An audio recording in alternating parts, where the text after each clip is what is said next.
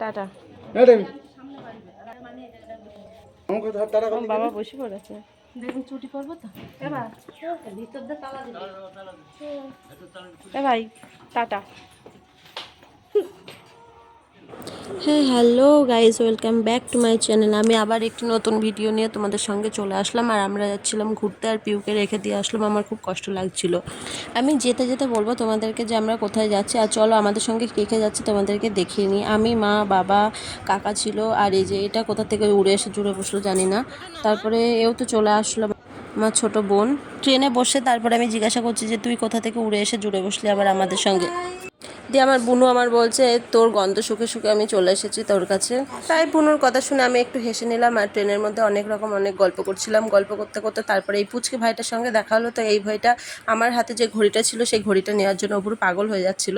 দিয়ে ঘড়িটা নেবে নেবে করে ওর মার সাথে একটু বক বক বক বক করছিল। তারপরে বললাম যে তুমি আমার কাছে এসো, আমার কাছে বসো, আমি তোমাকে ঘড়ি দেবো। তাই আবার এই ভাইটাকে আবার আমাদের মাঝখানে বসিয়ে নিলাম। বসিয়ে নিয়ে আমরা চারজন মিলে আসছিলাম। তারপরে ভাইটাকে বসানোর পরে আবার একটু দুজন মিলে গল্প করলাম। গল্প করার পর আমি একটু মিচকে হাসি দিলাম। তো হাসতে হাসতে এদিকে দেখি আমার হাসি দেখে এদিকে কালো মেঘ হয়ে গেল। তারপরে আমার আর আমার বোনের গালের গ্লেজ দেখে এদিকে আকাশের মানে মেঘের কালারটাই পাল্টে গেল। যাই হোক, খুব মেঘ করেছে গাইস, এত মেঘ করেছে কিন্তু খুব ভালো লাগছিল। কারণ এত বৃষ্টি হয়ে গেল, কারণ এত গরম লাগছিল। গরমের পরে যে এই ঠান্ডা হাওয়াটা উঠলো, তারপরে এরকম মেঘ বৃষ্টি হলো, খুব ভালো লাগছিল। যাই হোক, এরকম গল্প আড্ডা দিতে দিতে আমরা কিন্তু শেষমেশ পৌঁছে গেলাম শিয়ালদাতে। তো শিয়ালদা এসে দেখি কতক্ষণ ওয়েট করতে হয়। তো এই যে আমরা ফাইনালি শিয়ালদা স্টেশনে নেমে পড়েছি। এবার আমরা আমাদের এই যে ব্যাগের টপলি টপলা নিয়ে সব যাচ্ছি এবার হেঁটে হেঁটে।